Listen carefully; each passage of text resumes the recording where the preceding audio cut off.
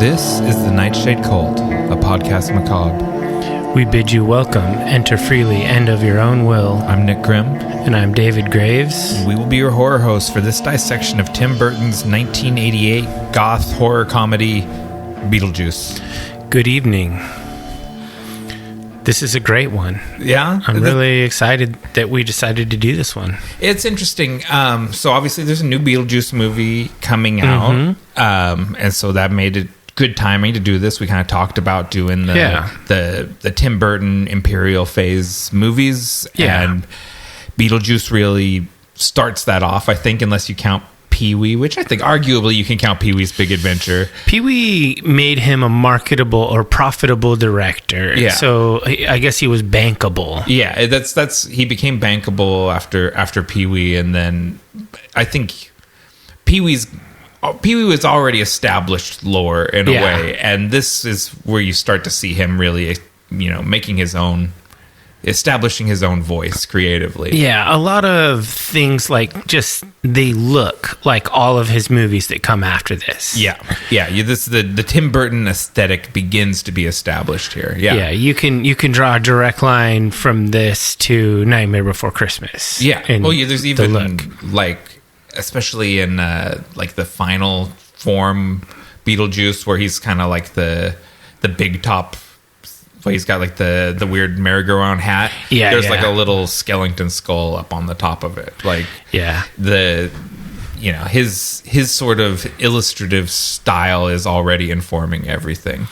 Yeah, and I really enjoyed that as a kid. This is one of those movies that I watched a lot of times. It was always on cable TV. Mm-hmm. I would always watch it when it came on.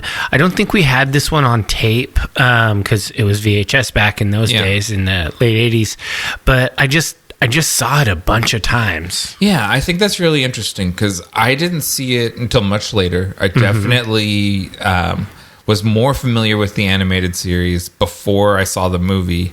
And the premise of the animated series is quite different because like Beetlejuice and Lydia are like buddies. And they have like adventures in the nether world with each other. And so when you watch the movie, Beetlejuice is characterized quite more sinisterly, and he's a total douchebag. Yeah, and their relationship is not remotely the same. Yeah, he's kind of an antagonist, sort of, and so it's interesting. Yeah, and it's honestly, this I think is probably the first time that I watched this movie and accepted it for the movie that it is, instead of having unfair expectations of it. Because Beetlejuice is not the star of Beetlejuice. Not really. I think Lydia is kind of the star of Beetlejuice. Yeah, or the couple, yeah. I always have had trouble with Tim Burton movies in general with exactly what you were saying, like letting them be what they are. I always want them to be more goth or more horror or more sinister and less camp and less, I guess, quirky, weird. I want them to actually be a little spookier. Not a lot spookier, not like a full-on horror, but maybe leave out some of the cheesiness. Yeah, but I think his own word is kooky. Yeah. He likes kookiness. He likes kooky. I don't like it. Yeah. But I have a lot of positive feelings about this movie from my childhood, and watching it last night as it sits for exactly what it is and what it means to, cinema history and all of that. I think that I have peace with the kooky aspects. Yeah, you've come to accept it. It is what it is. This is a kid's movie. Let's just be real. This kid's movie. It is. It's weird. It's a PG movie that should probably be a PG-13. It has an F-bomb in it. It's got a lot of sexually suggestive moments. It seems very weird that this skated through with a PG. I think in the modern day it wouldn't. Yeah, this should, this is not necessarily appropriate for younger children, which is ultimately why I didn't see it till I was later, like a teenager, because I don't know what it was. There was some like morning talk show that they would do sort of reviews of movies that kids would want to see, and they would tell you if it's appropriate for your kids or not. Wow, that's like, a disservice to kids everywhere. Yeah, it was on like, you know, like AM Northwest or like one of those sort of weird little regional morning shows. Morning show, yeah. And Beetlejuice got the thumbs down from the moral authority on whatever that show was. And so that whatever that morning show was, cock blocked me quite a bit. Like it kept me from the Garbage Pail Kids movie. It kept me from a lot of movies that I really thought looked cool as a little boy. But my parents were like, no, that movie's revolting and you shouldn't see it. Imagine you're that person who was doing that job like 20 years ago or 30 years ago. Like, I hope you look back at your life with shame. You're like, I prevented a lot of kids from seeing really fun movies. Yeah, it's like, I am a fun destroyer. I am a blocker of good times. Yeah. That's my legacy. Yeah, and the funny thing about that was I didn't have parents with consistent rules. Yeah. I had parents where it was completely arbitrary and emotionally driven, because if they wanted to watch it, it really didn't matter what the movie was rated. Sure. It was fair game. So, like, you know, it's like, oh, Dad wants to see RoboCop. RoboCop is fine for kids now. Of course. But Beetlejuice, yuck. No, you're not going to watch that one. It'll teach you to be a bad kid. Exactly. So this one was made for $15 million, and it got 74.7 at the box office. So it was very profitable. It did a good job. I found it to be pretty interesting that Tim Burton spent $14 million of that in production and only left $1 million back for digital stuff. He really did not bank on anything digital being a major part of the film.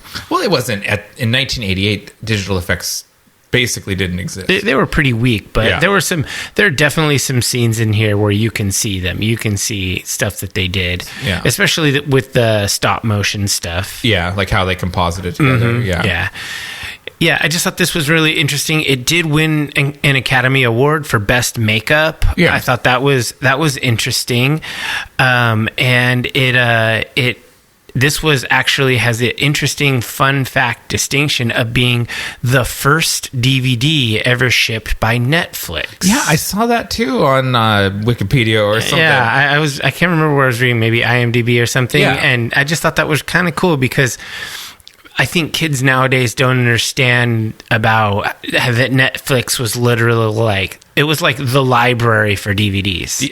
And there was a brief moment before streaming took over where I signed up for Netflix and they had literally everything you could imagine. Yeah. And it was like really obscure art movies that I'd never been able to find. Yeah. And I'd be like, I can order it from Netflix and they mail it to me. And it's like weird, like Lydia Lunch movies from the late 80s. And it's like, they have it all. And now they have a very limited library. And it's the world is more convenient, but less inclusive. Yeah, it's really weird how things have changed. I mean, I had Netflix early on, and we, I think 2 DVDs is what we did, and it was just constant churn. Be like, let's watch this so we can send it in for the next one on our queue. It's exciting. It's fast. You're like, oh yeah, and in 2 days you're gonna have like some cool new DVDs. Like you just queue them up on the website. I thought it was rad.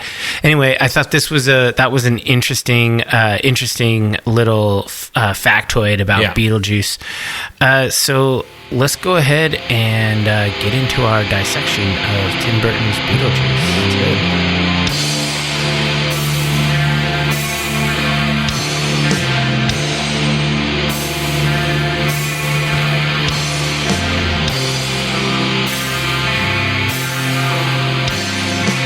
A recently deceased pair of ghosts is unable to frighten off the New York City family that moved into their idyllic rural home, so in frustration, they summon a disreputable bioexorcist. Yeah, this is a very simplistic plot line, but it's a comedy movie. Ultimately, it has horror trappings, but this really is a comedy. Yeah, it's interesting. So the screenplay is by Michael McDowell and Warren Scarron, and it's from a story by Michael McDowell and Larry Wilson. And Michael McDowell and Larry Wilson's original treatment was much more a straight up horror movie.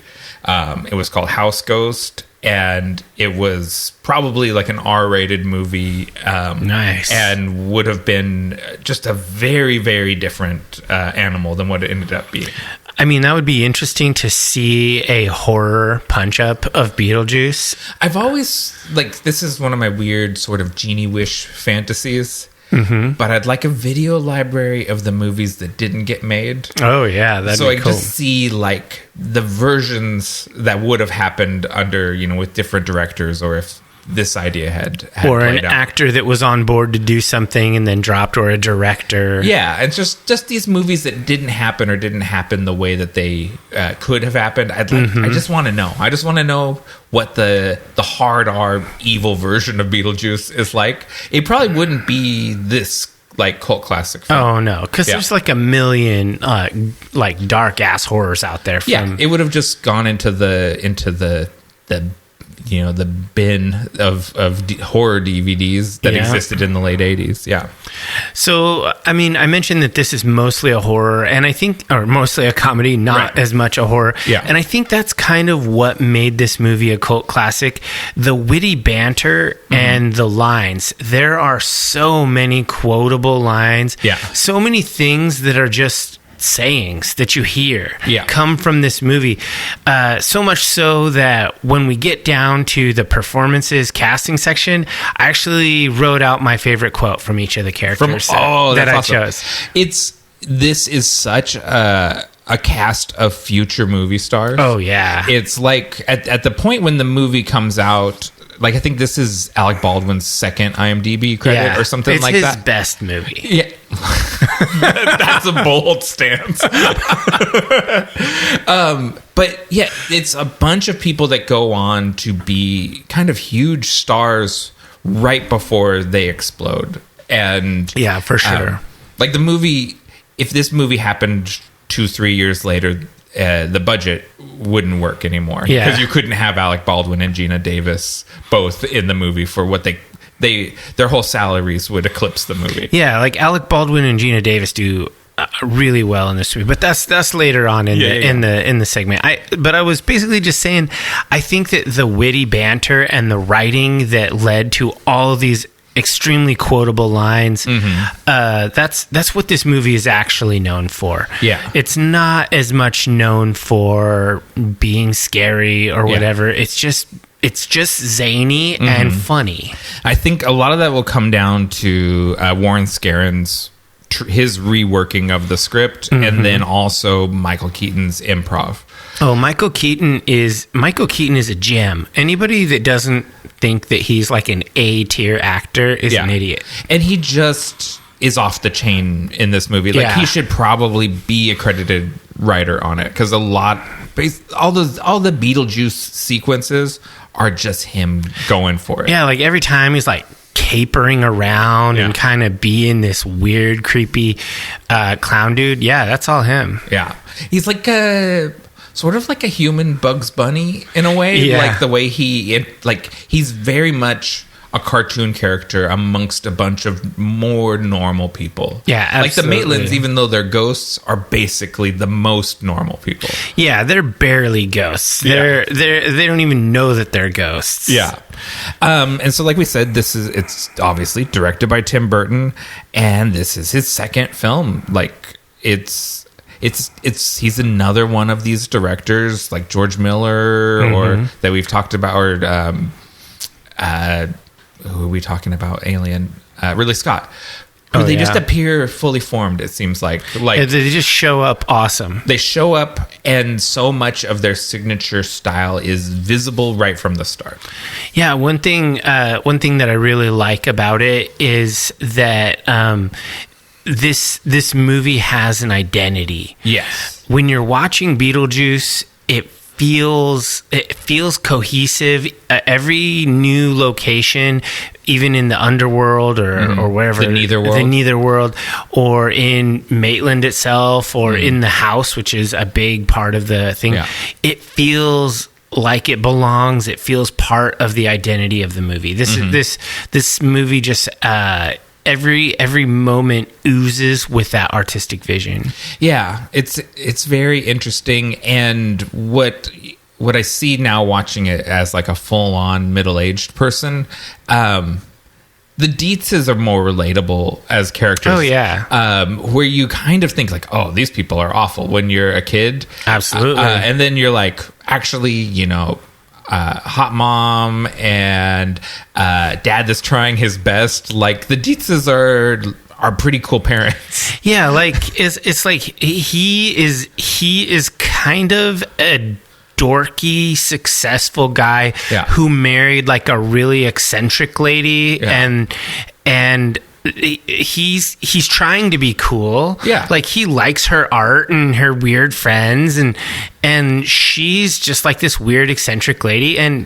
those kind of people are cool. Like every time you meet like an eccentric middle-aged artist, they're usually cool. Yeah, when, you know, if you live in New York and the Dietzes move out to Connecticut, you know, maybe you'd go out and visit them. Yeah, you're those friends that are like, okay, we'll make the trip out to Connecticut to come see you. And even Otho, you're like, yeah, he's Lydia's like BFF. Yeah, I do sort of look. Otho is way more relatable than I remember him being. Yeah, absolutely. Like, Otho's kind of awesome. Yeah, I would be friends with Otho. Like he's a designer and a paranormal guy. Otho's had a lot of hats over the years.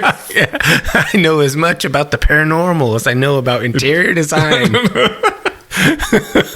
Yeah. So it is the storytelling in this movie is actually a lot tighter than I remembered it being. Mm-hmm. Like I kind of... It's a pretty tight 90 minutes. It doesn't really have any throwaways. Yeah. And I had been thinking, like, going into this, I was like, oh, Beetlejuice, like, this is not going to be great. Like, I was a little down on it.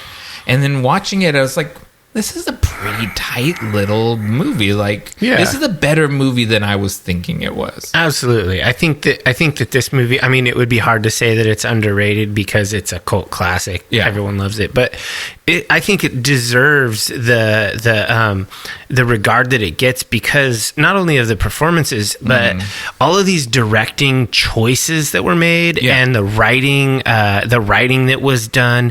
And I feel like... it does have interesting character-driven story that's baked into this simplistic plot line.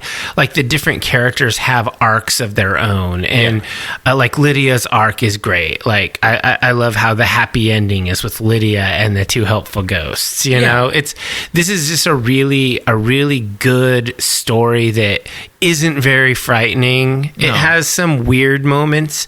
But mostly it's just kind of like a weirdo comedy. Yeah. And it is, like you said earlier, like ultimately a family movie. Yeah, it's a kid movie. A positive movie. Because even like the kind of the darkest stuff in it is not all that dark. I mean, the darkest thing is Beetlejuice trying to marry Lydia. Yeah, that is the weirdest thing. That's the thing that comes out the most problematic.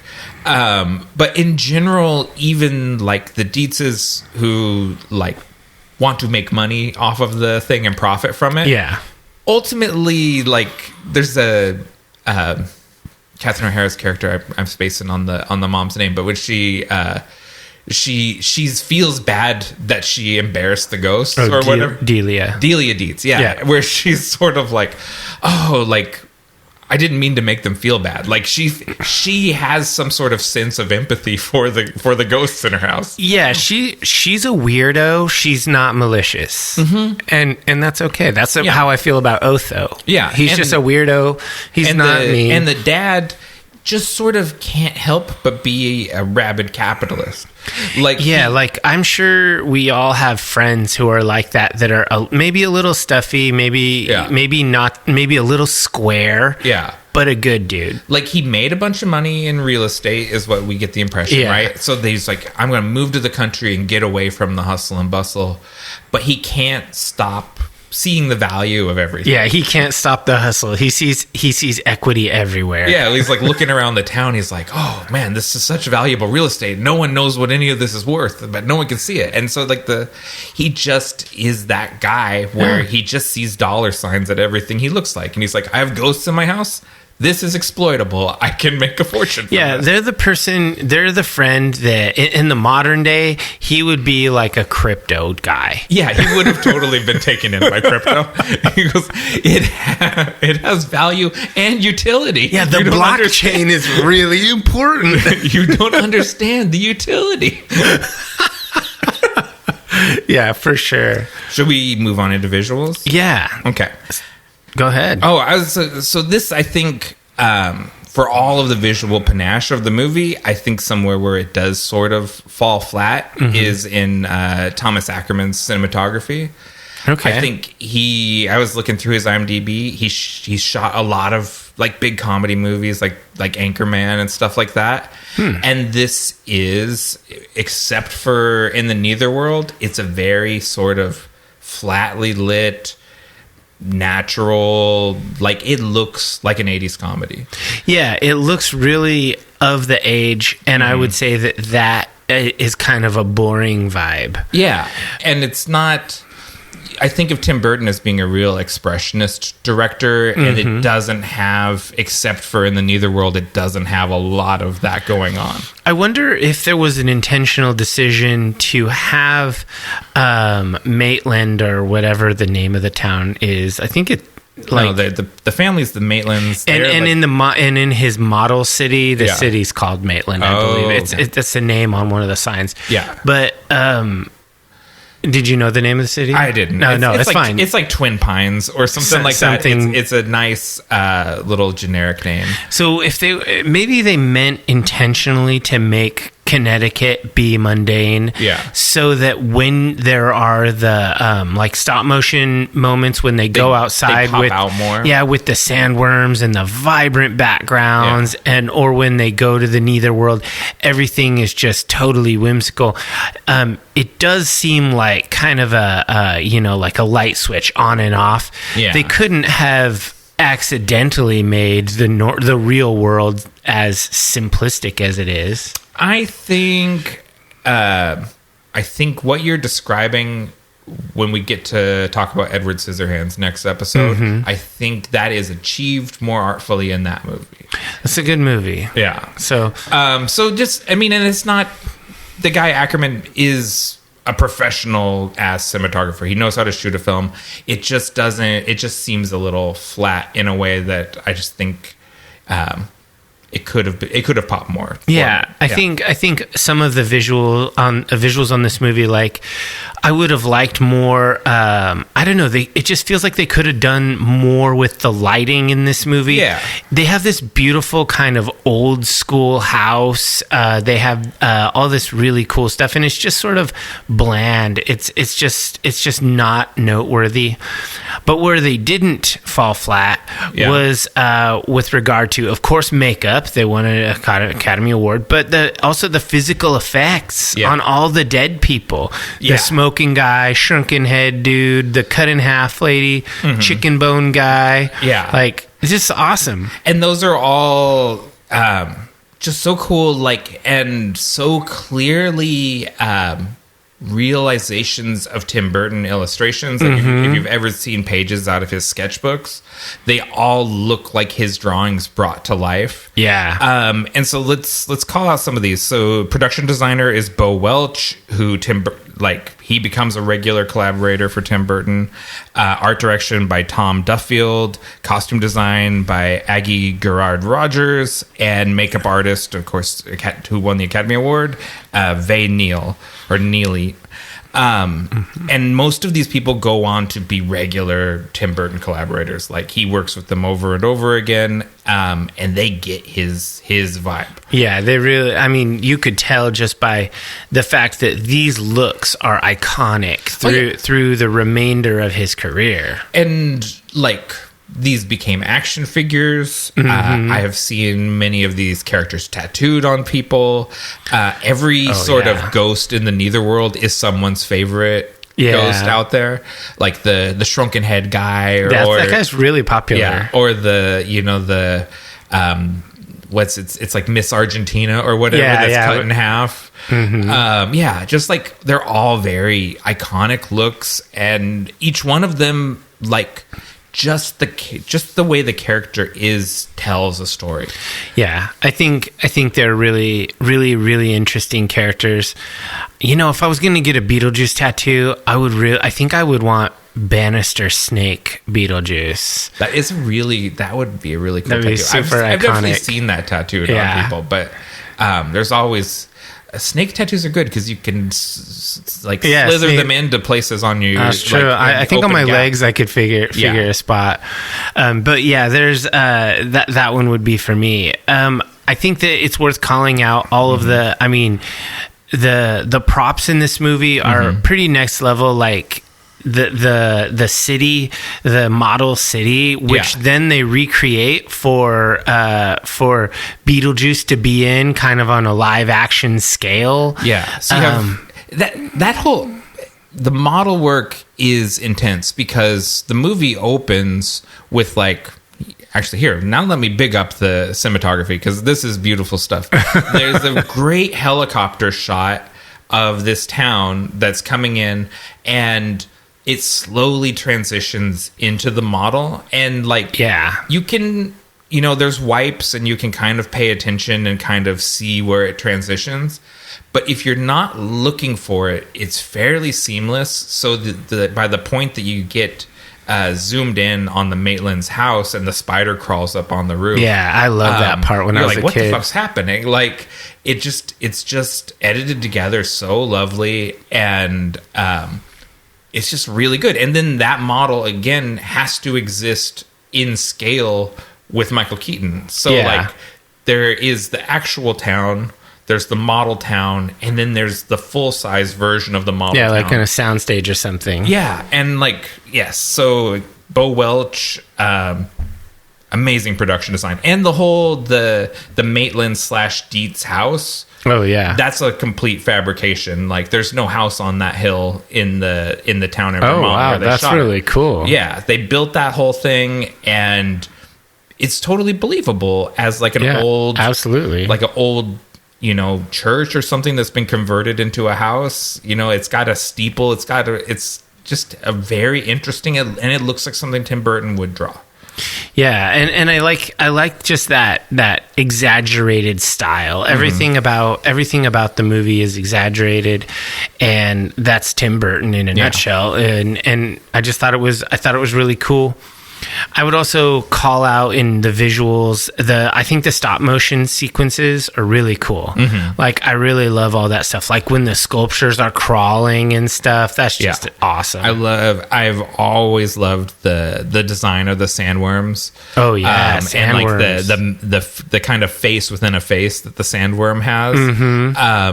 Like I said, I didn't see this movie, but I remember that image from the trailers. And you have room on your arm for a sandworm. Oh yeah, in there. I could swizzle a sandworm in. Easy. Yeah, that'd be great. Yeah, that's my favorite sandworm. With all respect to Denis Villeneuve, I'd like to see. You go Beetlejuice sandworm over Shai Hulud. Yeah, well, I think.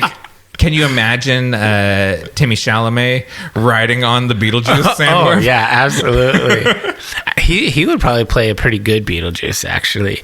He really would. Actually, I can picture him as Beetlejuice. Pretty easy, yeah. So, yeah, I think that stuff is all definitely worth checking out. You want to talk about the audio stuff? Sure, yeah, because once again, we've got music by Danny Elfman, who's just one of my favorite composers. Probably the most notable part of the audio is Danny Elfman's music. Yeah, well, it's so good. Harry Belafonte definitely makes his presence known. He does. But and it's worth noting that before Pee-wee's Big Adventure, Danny Elfman was not in the business of doing movie scores. Yeah, he was sort of the impresario or the leader of the band Oingo Boingo. Yep.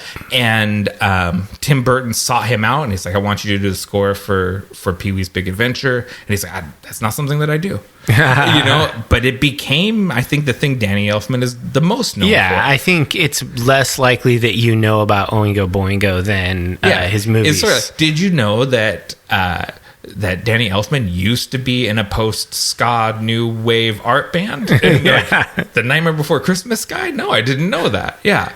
So it has become his main career, the music scores. And I put the score on, and, it's real easy when the end credits or the end credit theme stops and the opening theme starts to go, I'll listen again. And it just sort of like, I just found myself just absently not picking another album to listen to and just letting the Beetlejuice score go maybe 3-4 times in a row before playing something else. Nice. I mean, Danny Elfman is a genius. I don't think anyone would dispute that. Yeah. And this is amazing work. Yeah, it's really good. And it's the way it incorporates, you kind of know everyone's theme somehow fits them in this way that it just, I don't know, he just has a gift for that, of like finding the voice of the character in the song. And so, Danny Elfman, amazing. Yeah, and I think that this movie, it does have some interesting sound design and some interesting sound effects and things. Yeah, a lot of cartoon, wild take sort of sounds. Yeah. The supervising sound editor is Richard Anderson. I think he does a good job. It's very cartoony, but it's not too much. It's sort of just like the perfect amount of Looney Tunes. Exactly. It's placed well. It's when it's supposed to be going off the rails. It's not normal until it's not. Exactly. He's quietly working on his model, or he's talking about going down to the hardware store.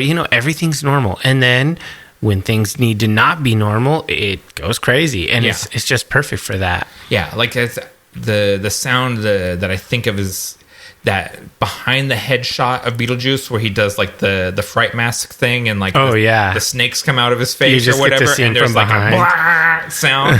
Yeah, and it's like just sort of perfect cartoon sound effect insertions. Yeah, it's definitely, I hadn't really put the word cartoon with it in my mind, but I think that's absolutely accurate. Okay, yeah, so we're definitely in agreement on the sound aspect of it. And I guess Harry Belafonte is almost like a character in the movie, with his just I think 2, maybe 3 songs. Yeah, I think it's just a couple of songs, and you just keep hearing like the refrain of the Banana Boat song, like and over and over again. The Banana Boat works into the opening theme. Yeah. And then, of course, they're bringing that back because it's in the trailer for there's like a choral version of Deo playing in the first teaser for the new Beetlejuice. I can't wait to see that. Yeah. It'll be a few days after this episode drops. I think it comes out on the 7th, and this will be on the 1st. Yeah, so definitely going to have to see that. Yeah. Shall we move on to the cast? Yeah, let's get it. All right, I'm looking forward to hearing your quotes. I've got first, obviously, top billed Michael Keaton as Beetlejuice. Yeah, I mean, sort of the titular villain, or he's not a hero, really. No, he's everybody's nuisance. He's an antagonist for sure. Villain might be the wrong word, but he's definitely an antagonist. And I think that there are a few people who vie for strongest performance in the movie, but I think Michael Keaton takes it with as the strongest performance. This character is just over the top. It's totally next level. I was reading somewhere that they were talking about various people to cast for this. They talked about like Sam Kinison, and like a few other people. The Tim Burton's original choice was Sammy Davis Jr. Okay, yeah. Which I can see. I can understand what that movie is and what his vision is. But that's a very different vibe. Yeah, it would have been way different. Yeah. Sam Kinison seems a little closer, but even that, would lack the playfulness of Michael Keaton. I think. agree. I think Sam Kinison would be a much more malevolent Beetlejuice. Oh yeah, very dark. Yeah, very screamy. Yeah, and so like it is Michael Keaton. Well, so much of the character is sort of his creation. Like, he looked at Tim Burton's drawings and kind of took from that and from reading the script, and then he really designed the makeup with artist V. Neil. Also, like he's been buried in the ground, so I think he should have mold, and like so much of the makeup design is his collaboration.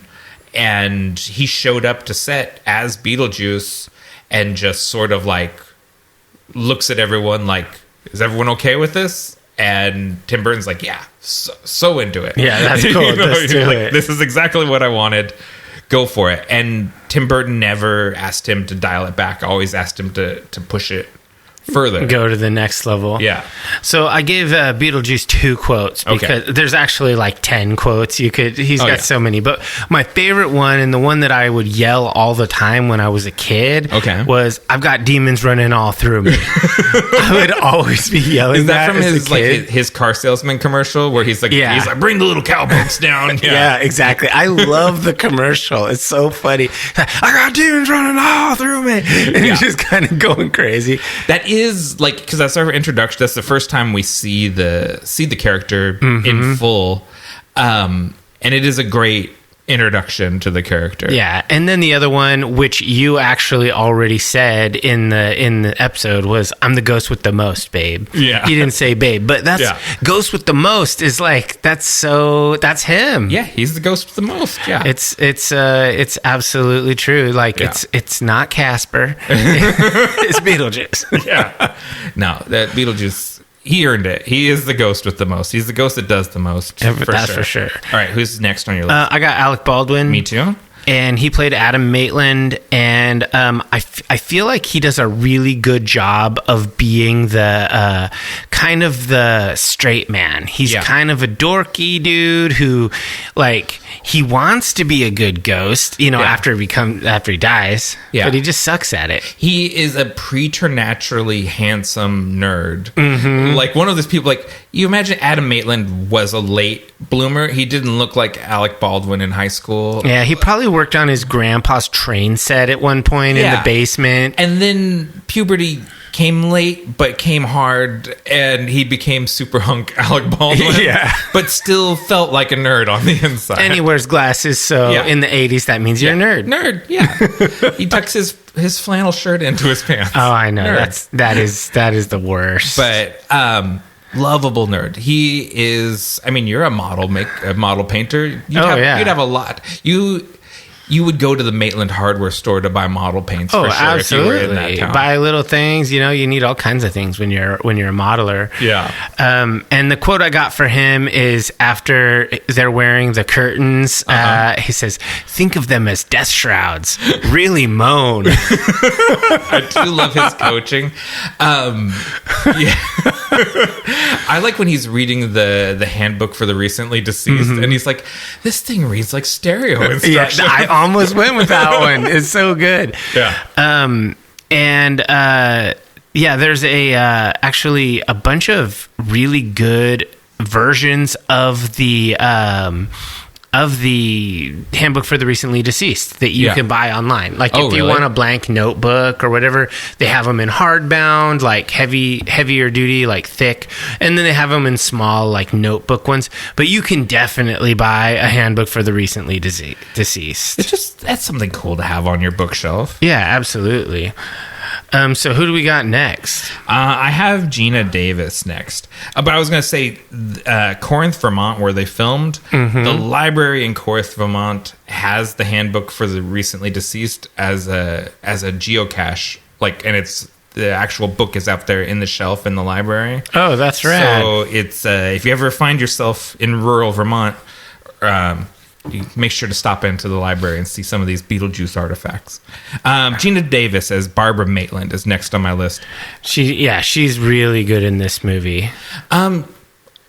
controversial opinion, Gina Davis is great in everything. She's just always great. Again, very much like she's a very square sort of like housewife sort of lady. But she's got a lot of pathos behind her. Like, they don't ever really talk directly about it, but you get the impression like she's like lost a child or lost a pregnancy or something. Yeah, it's a sore subject with them. You can tell, and it's just so like well acted and sort of understated, and it's just you could tell like the character is fully considered and lived in. It's not. She knows I think Gina Davis knows everything about Barbara Maitland. You know what I mean? Like, I think she fully inhabits this character, and even though it's a very light movie with not a ton of story, she inhabits the character fully, like a professional, like a serious ass actor. Yeah, like she's really good at acting. Yeah. So the quote I had for her isn't as she wasn't really a comedic character in this movie. So I just had to go with the classic Beetlejuice. Oh, that's her. Because she's the one that summons him for the first time. And so there's no Beetlejuice movie if Barbara Maitland had not summoned him. Yeah. So she gets the credit on that one. I think that's a good quote. It's probably the quote of the movie. It's pretty important. So next up, I've got Jeffrey Jones as Charles Dietz. Exactly. Iconic actor. This from dude the is period. in everything. I guess we have to probably talk about that he's a notorious pedophile. Oof, gross. I didn't know that. Yeah. It's not fun. That's not fun to talk about. That's not what we're in the podcast business over.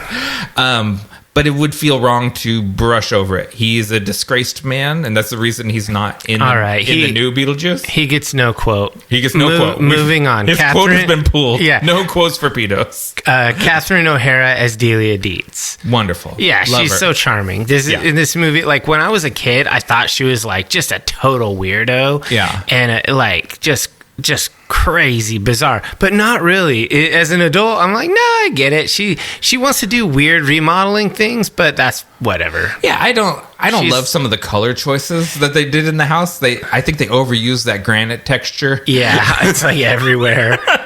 But like, I get it. Like, she is reluctantly part of like her moving out there is having space to express herself. Exactly. You know what I mean? And so she's going to make that house hers, and that is just much more understandable than it seems like it is when you're a kid. Yeah, like when you see her early in the movie, she's got the deep red dyed hair, and she's got pale makeup on, bright red lips, and she's got big dangly black earrings and black clothes. She's definitely a goth lady, middle-aged goth. Yeah, that's the thing that you sort of miss, is like she's that sort of elder goth person where and Lydia's a baby bat. Yeah.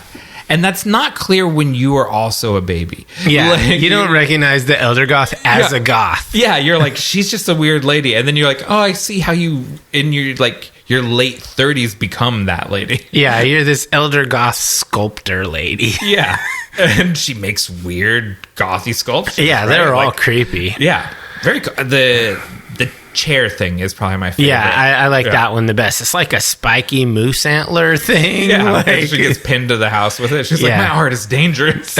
I love that quote. I'm going to use that one. But we got a little gasoline, blowtorch, no problem.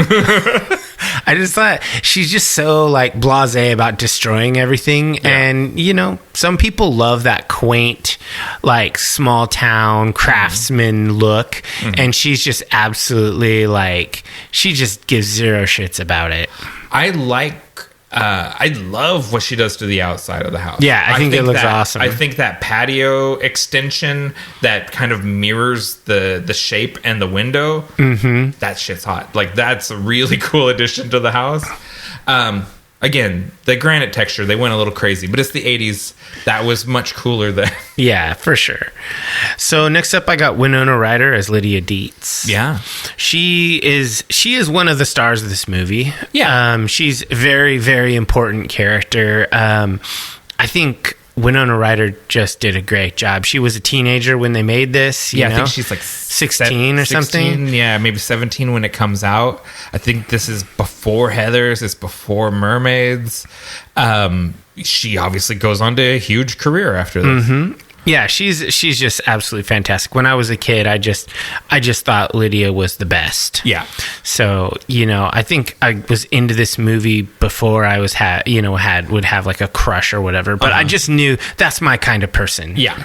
She is very, very cool girl. Yeah. What's her quote? I actually gave her 2 because she's my favorite character of the movie. Yeah. We have, and I think they're both pretty good. Mm-hmm. My whole life is a dark room, one big dark room. Yeah. And then I myself am strange and unusual. That was what, I love those too. If you didn't do the strange and unusual one, yeah, because that's the one I think of the most, where she's like, it's because she reads the handbook and she's like, it says the living ignore the strange and unusual.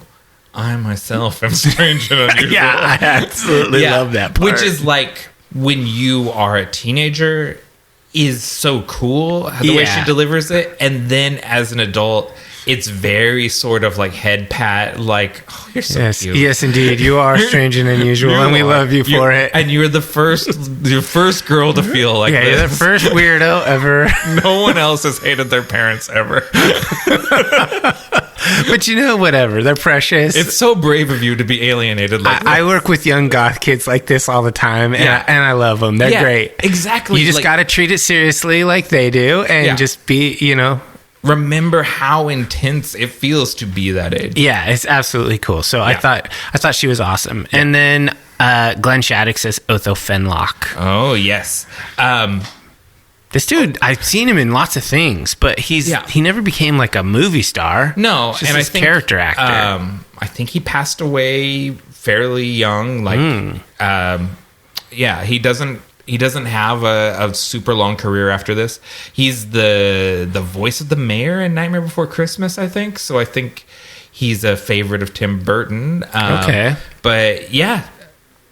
It's a character I've done like a full turnaround on him from watching it before to watching it now, where like I find him just charming and delightful. Yeah, when I was a kid or a teenager or whatever, I kind of didn't like him because the way he dressed is kind of like, it's like fancy and weird, but not fancy, weird, cool. Like he's not like Bram Stoker's Dracula, fancy and weird. Yeah. He's like weird 80s new wave goth weird in a suit with like a weird haircut. Yeah, with flat top haircut. I think he's a cooler. You age into finding him cool. Yeah, like nowadays, if I walked into a party and there was a dude that looked like Otho, I'd be like, that guy's cool. Yeah, he's probably interesting, and he's like, I'm an interior designer and former paranormal investigator, and he's probably also a DJ somewhere. He's probably DJing at the party. Yeah, he probably is the DJ. And you're like, yeah, your taste is pretty immaculate and interesting. So I got probably the best quote from him is his when he casts a spell. Mm-hmm. Hans Vermilion, start of 5, bright cotillion, ravens dive, nightshades promise, spirits strive, to the living, now the dead, let the dead come alive. His spell is so dope. Well, he summons the Maitlands back into a corporeal form. He learned his spell from the handbook from the recently deceased, it would seem. Yeah. And so he was able to get a bunch of social like cachet out of actually casting a spell. Yeah, but he does not know what he's doing. No. Absolutely not. Otho is misguided. He's like a pretender magician. He's not real. And so, and then I only have one more person on my list that I thought was super noteworthy, which I liked Sylvia Sidney as Juno.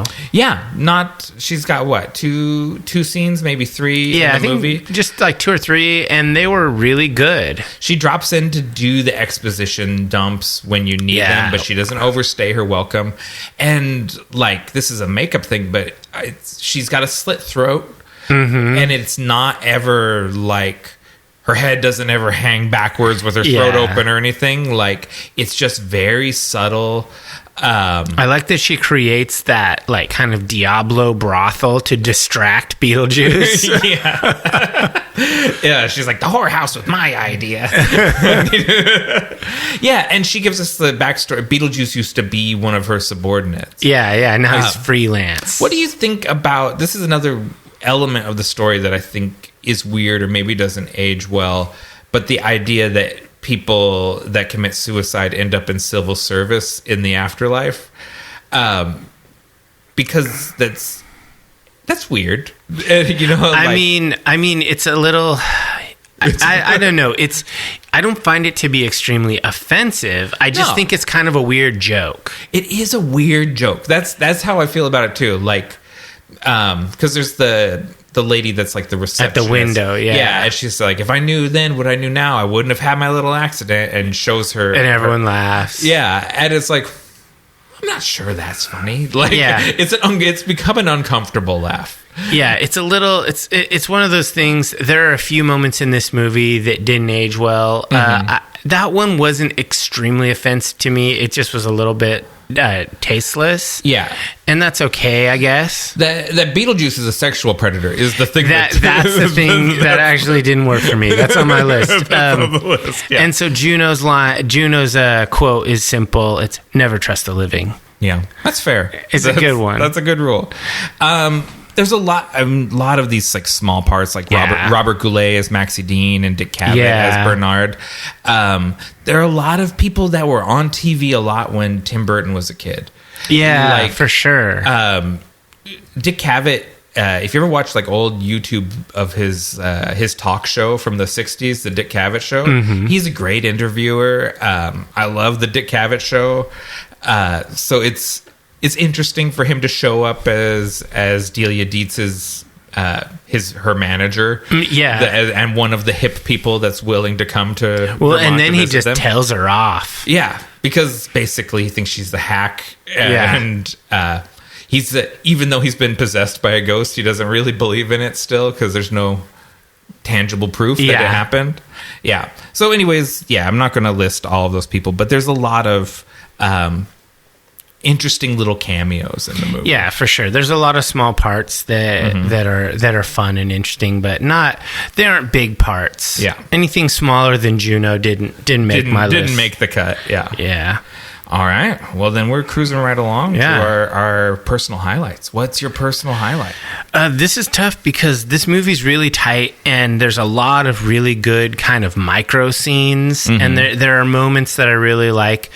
But I think kind of my favorite part is the I guess you could call it the climax, where the seance where they summon the Maitlands, and then Lydia summons Beetlejuice, and then it culminates in that wedding scene where he's like trying to force her to marry him, and it's just like this crazy scene, and it's really like the fevered pitch of the movie. Yeah, it really comes to a big crescendo there. Yeah, and you get the big the Beetlejuice where he rolls his arms out and has like the big top hat and all of that. Yeah, and I always liked Lydia's wedding dress. I always thought that was great. Yeah. I always really liked Beetlejuice's like retro velvet tux thing. Yeah. I just thought that was awesome. It's crazy how little time he spends in the iconic black and white suit. Yeah, which is like the Beetlejuice look. And he has it just for a little bit of time, and then switches into the prom tux thing. And so it's one of those things that he's not in the striped suit as much as you remember him being. No, absolutely not. Yeah. And he kind of just becomes sort of like this crazy, almost like some sort of death wizard, some sort of necromancer at the end. He's obviously very powerful, and it's pretty cool because he undoes the spell on the Maitlands, which. Also, like, he's not entirely malevolent because she summons him to help them, and he fulfills that. Yeah. And his part of the deal was him basically getting his, like, real world green card by marrying her. Yeah. And so, yeah. So what about you? What was That's your a cool sequence. personal highlight? You know, I felt like picking the Deo scene is too basic. Like, it's the scene that everyone would pick. Realistically, it is probably the scene of the movie. Like, it's, when you go on YouTube and type out Beetlejuice, Banana Boat song is one of the natural conclusions to it. But it just felt too easy, and so I had to dig a little deeper. Okay. And so my favorite sequence, and there's actually three moments of this in the movie, and that is Limbo and the Sandworm. Oh yeah, I love that. The imagery of Limbo, like when you step out of the house and fall out there into the yellow sand, and it's so weird. You're, as a ghost, you're trapped in that place that you're haunting. You can't leave it. And the sandworm is there to keep you there. Like you can't walk on the sand. The Shai-Hulud senses you and it comes. Yeah. But it is such a delightful, weird Tim Burton-y sandworm. Yeah. And it's still scary. Like, it's cartoony, but it is very scary. Like, you would not want to get chased by that. Yeah, it's definitely intimidating. I do really like the sandworms. Yeah, so the sequences in Limbo with the sandworm have just always stuck with me as like the iconic imagery of the movie. Yeah. And so those are my favorite. What worked for you? So I really liked the kind of the macabre horror parts of the movie, particularly the makeup and effects with the various dead people and Beetlejuice himself. Like, I really liked the scene where with the banister snake. I liked when just little things like when Beetlejuice is actually being scary. I like that. And I always really liked the physical effects of when the Maitlands are aging and they're just getting ancient. And that's creepy. That is really cool and very complicated. Because if you think about, because there's no real computer morphing, right? Right. And so those are all unique makeup appliances. Yeah. And they also do some like projection stuff in the early ones where like they're projecting wrinkles onto Alec Baldwin's face because he's a little behind Gina Davis in the process. Yeah. And so it's just really good old school movie magic. Yeah, it's really cool. I love that scene. And then the other bullet point I have here is sandworms. Yeah. Sandworms are dope. I love the sandworms. I mean, that's why I loved it when Beetlejuice, he meets the Maitlands. He's like, sandworms, hate them, right? Yeah, I hate them too. Yeah, I just love that. And then that becomes like a big focal point of the cartoon. That he's afraid of the sandworms. Yeah, I just love the sandworms. I love them from this. I love them from the cartoon. Everything. Yeah. They're just iconic to this movie. Yeah. So, what about you? What worked for you? The Tim Burton aesthetic, I think, is particularly on display in the Netherworld. But it's just always been super appealing to me. Okay. Like, he has a very particular look. And he's great at finding people that can execute it, and I just love that Tim Burton look. The cast, we said this earlier, all future movie stars. Like, so much of this cast go on to be huge immediately after this. Like, and just so much talent on the screen. And then finally, Danny Elfman's music. I love the score, and he just does this. He does a really remarkable thing where I feel like he blends his post-punk sensibilities with a classical sensibility. Like his music feels very rooted in like golden age cinema from like the 30s, but it still has a punk goth vibe to it. Yeah. And he blends those two things just perfectly with each other, and I always love his scores. Hard to argue with any of that, honestly. Yeah. So tougher one. What didn't work for you? So I think there's an obvious thing that we sort of mentioned earlier. Beetlejuice is basically a sexual predator toward Barbara. Yeah. And then early on, kisses her. And then later on, Lydia is not 18. It's very clear. She goes to school, she's a kid. I think that all that stuff is dated. That's bad choice. But that's obvious. It's a movie from the 80s. They were idiots, I guess. I don't know. It's weird because I think it's supposed to be bad, but more fun than it feels now. Yeah. Like, I don't know what was fun about lusting after underage girls in the 80s that's not fun anymore, but it's not fun. Nobody likes that. Bold stance. Everyone thinks you're weirdo. Yeah. Very inappropriate. Yeah. So, and then the other thing and I think that's just a gimme because it's dated. Yeah. There's one thing that I call out, that I'm going to call out that I know was very intentional. It was a stylistic, artistic choice. It is iconic to the movie, but I fucking hate it. Ooh. And that's the Banana Boat song. What? I hate the Banana Boat song. I hate Harry Belafonte's music. I think it's garbage. When he puts it on while he's working on his model, I'm like, what kind of dweeb are you? Why aren't you listening to I don't know, Huey Lewis or Devo or something? I don't know. You chose terrible ass music from your era. I hate the dinner scene with the dancing and the singing and the possession and the shrimp hands or whatever. Worst scene in the movie. Wow. I absolutely can't stand it. And it's not just middle-aged old man Dave who thinks this You've is always lame. hated that? When I was a kid, I hated it. I would leave the room until the song was over. That's crazy. Since 1988, I have hated this song, and I still hate it. Wow. Crazy. And I hate that kind of music, like that lame party drinking on the beach style music that I like.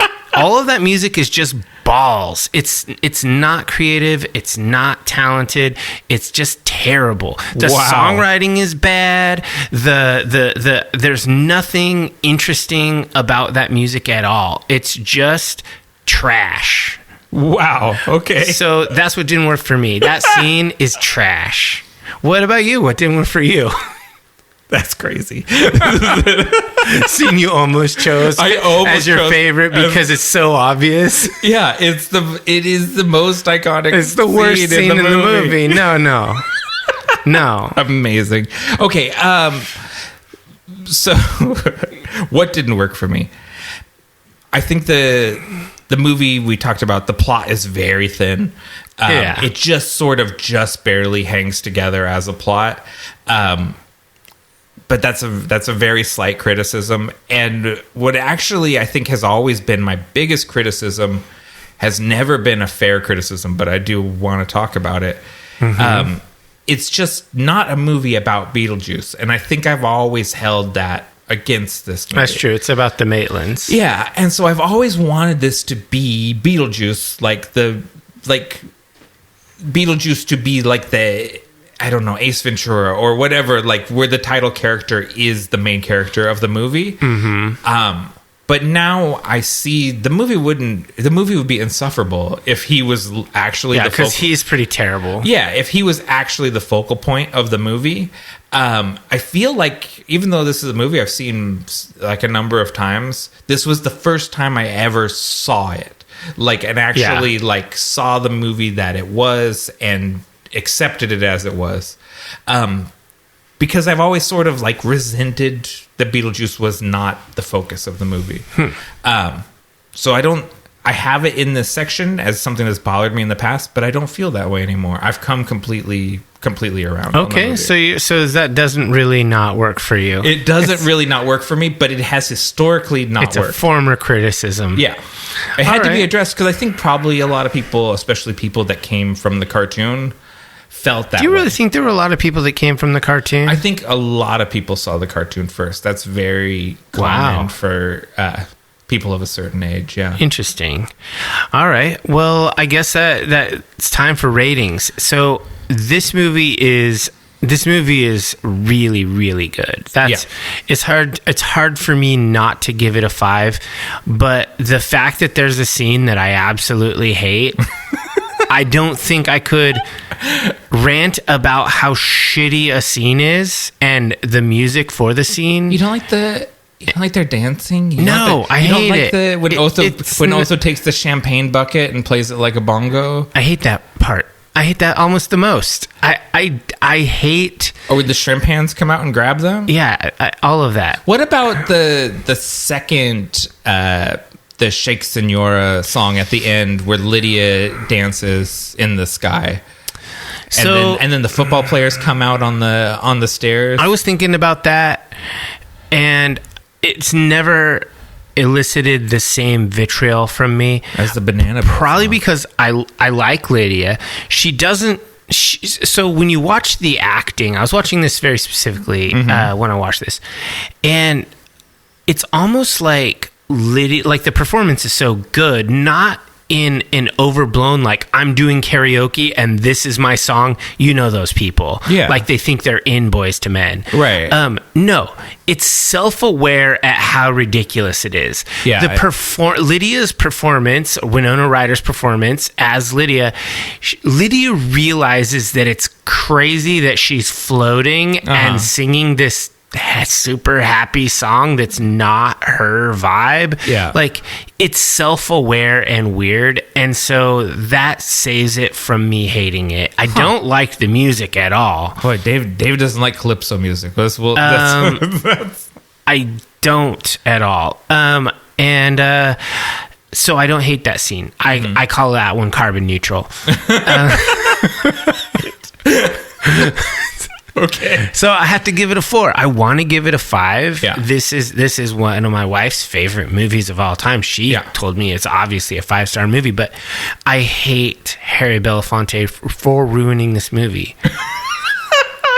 The late, great Harry Belafonte. No, not great. The late. Just... Incredible. So what about you? Final thoughts? I was really expecting to give the movie a 3. Like I was like, I'm gonna, brutal. I thought this movie, everyone goes on to do better things after this movie. Like I had sort of this negative chip on my shoulder going into it, and just really enjoyed it, and just let it kind of wash over me and went for the ride. And I think it's a solid 4. Like it's a real strong 4. I think it is a strong 4 for sure. I mean, and if I didn't have such an irrational hate, it would be a 5. But you know, the world agrees with us on the critical acclaim. IMDb gives it a 7.5. Rotten Tomato gives it 8.2.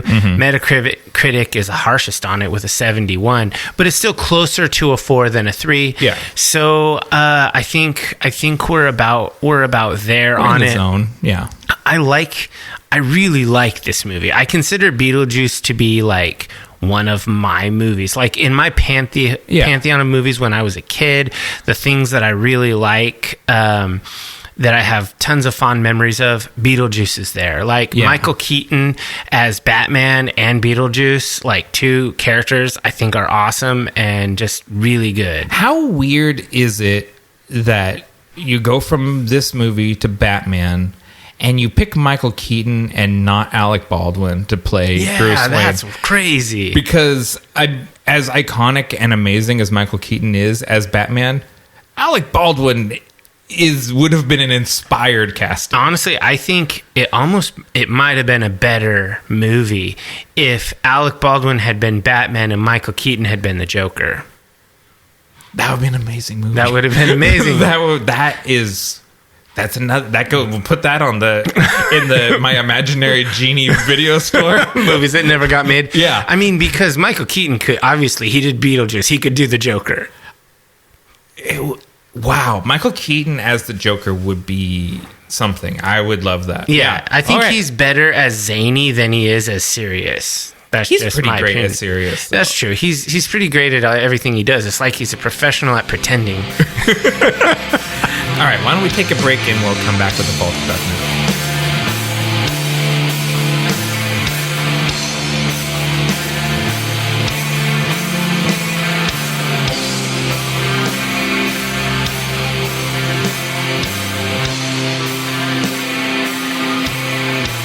Before we delve into the Vault of Darkness, we ask that all initiates of the cult follow us on your favorite social media platforms at Nightshade Cult. If you've enjoyed this content, help us grow the cult by sharing it with like-minded people and leave us a review wherever you listen. Before we get into the vault, do you have any dark tidings? I don't. I was looking, I was hoping, but I didn't see anything worthwhile. I mean, there's some cool new movies coming out, like Beetlejuice. There's Alien Romulus that's fresh, and we got some good stuff in the theaters right now. But I think people that go to movies like on the regs, they know what's coming out. They already know what's coming out. Yeah. You don't come here for the coming attraction. Yeah, that's not really our thing. Yeah. I still haven't seen Romulus. I haven't either. Yeah. I kind of want to. Yeah. Romulus and Beetlejuice. Yeah, both need to get seen. I feel like we're failing if we don't see those. Yeah, movies. Pretty much. All right. So what are you pulling out of the vault then? All right. So I'm pulling out another 80s favorite. This is another one that I put in my pantheon of movies of me. This isn't really a spooky movie, but it is dark and it's influential heavily on cyberpunk. Okay. So I consider that goth adjacent. Yeah. I'm calling out Tron, 1982, directed by Steven Lisberger. So Tron, if you've never seen it, I'm sure you've seen it. Yeah.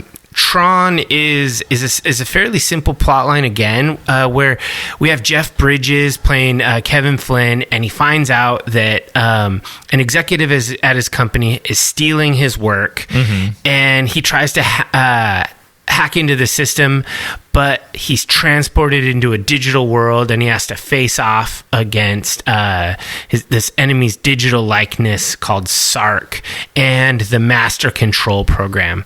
He's aided by some like kind of rebellious programs, which is Tron and Yori, and he becomes a freedom fighter for oppressed programs of the grid. This movie, first of all, it's amazing, pioneer in visual effects of the time. This is from 82. Tron still looks amazing. Yeah, Tron still kicks ass because they use real movie magic, with some computer stuff. Yeah. And like the light cycles and stuff. Yeah, so this is just groundbreaking with its special effects, and it's one of the very first movies to actually use CGI, images that were created with computers, and use them extensively. And so that really changed the way this movie looked compared to other movies. Like, seeing this when I was a young kid, I was like, whoa, the future is now. Like, computers, I thought it was so cool. And it was interesting. Speaking of the digital effects, this was initially nominated for an Academy Award for Best Visual Effects, but then before the awards, it was disqualified because it used computer-generated effects, and it was considered cheating or artificial. It's not the work of a person. Someone was like, "That's animation and not digital or not special effects." And so literally the movie that had the most amazing special effects was disqualified because they used all the tools available to them. Sometimes the haters win. Yep, haters won. And it has this most amazing scene in it with the light cycle race, where they're on these motorcycles of light driving across these computer grids in this digital world, and everything's dark and things are like rimmed in neon lights. And this movie is amazing now. And the second one that was made almost 30 years after the original, also really fucking good. And it has Jeff Bridges, and Jeff Bridges is awesome. I agree with that Jeff Bridges is awesome. You don't like the second one? It was good. I don't actually like the first Tron very much. Whoa, and they're making a third one, dude. I know they should, because Tron is so dope. And it's weird. I will see it, like, because I feel like I've been there for the whole thing. Oh yeah. But I don't actually like Tron. I don't think those are good movies. No way. They're so good. I think the original Tron is visually very important. And I do love Jeff Bridges. Like, I always love he's Jeff always Bridges. Good. But No, I think it's a very boring movie. No, not boring. Cultists see Tron. If you've ever played, if you've played Cyberpunk 2077 and you've been amazed by the scenes where you go in, to the black wall and you're talking, all of those fully digital are very Tron-ish scenes. It's all Tron. Yeah. It's totally Tron. And I can remember just the ideas of Tron being very mind-blowing as a kid. Like the idea of being inside a video game and how life or death video games are. Like when they play the disc game and and the sort of the platforms that they're on are shrinking as the disc kind of hits rings on the platform. That was real edge of your seat, nail biting stuff when I was a little kid watching that movie. This movie is great, and it inspired so much stuff, even in I would say especially in the area of anime, with the whole genre of isekai as anime. This is pioneering. It's absolutely important. So for sure. I think the original Tron is a landmark movie. It's one that you should see, even if you like science fiction at all. If you don't like science fiction, you're like, Star Wars movie. If you shun sci-fi, don't watch Tron. But if you like any sci-fi, you should watch this movie. And it's really weird, because Tron was not a huge success for Disney, really. But it was a long-lasting, slow burn movie for them. It never stopped looking amazing, and it still does. It still looks incredible. Realistic would be the wrong word, but it looks like they're inside of a video game. Yeah, it's totally stylized, and it's weird retro future. It's what they thought the future would look like. And it's not black and white. It's very in color. But it's very dark. But the people are black and white, but they have neon colors on them. On their suits and stuff. Yeah, it's just the visual effects in Tron are crazy. Yeah, so I'm just you're just pulling out a 42-year-old movie and recommending that. If you haven't seen it, you should. It's a great one. Because we recently went to Disneyland, and I didn't have any idea that this was a legendary event, but we had been to California Adventure during an event that I think it was called Electronica, and it was sort of like a Tron-themed rave thing that was going on at California Adventure, which is the sister park to Disneyland. And I brought it up to a Disney enthusiast, and I was like, hey, we went the year that Tron, the second Tron movie came out, and he's like, you were at Electronica? And he's like, everyone wishes they'd bring that event back. That was the coolest night. And I was like, actually, I was there at that cool thing. I didn't even know it was a cool thing that people liked. Yeah. I just happened to be there. It wasn't even a big deal to me. Yeah. I just do cool shit. Yeah, I do cool shit on accident. I just live a cool life. Okay. So what about you? What are you pulling out of the vault? So there's a line in this movie that gets quoted in a song by a band that we're a fan of, and just keeping with the theme of Imperial phases and things that are influenced by Tim Burton. And these albums are relevant because they've been hitting their 25-year anniversaries, and reissues have been coming out and selling really well. I picked the 3 albums from AFI: Black Sails and the Sunset, The Art of Drowning, and Sing the Sorrow. And I squeezed the All Hallows EP in there. Okay. But that period of AFI from 1999 to 2003 is when I think they really were peaking as a band. And they did this series of albums, all with artwork from Alan Forbes, who's a lowbrow artist from the Bay Area where they're from. And so these albums were kind of filled with Tim Burton-y imagery, and the quote, "My whole life is a dark room, one big dark room," gets referenced in The Art of Drowning. And so when Lydia said that, I was like, yeah, this makes me want to listen to late 90s AFI music. So I think if you're into this period of Tim Burton, you're probably into that late 90s AFI thing too.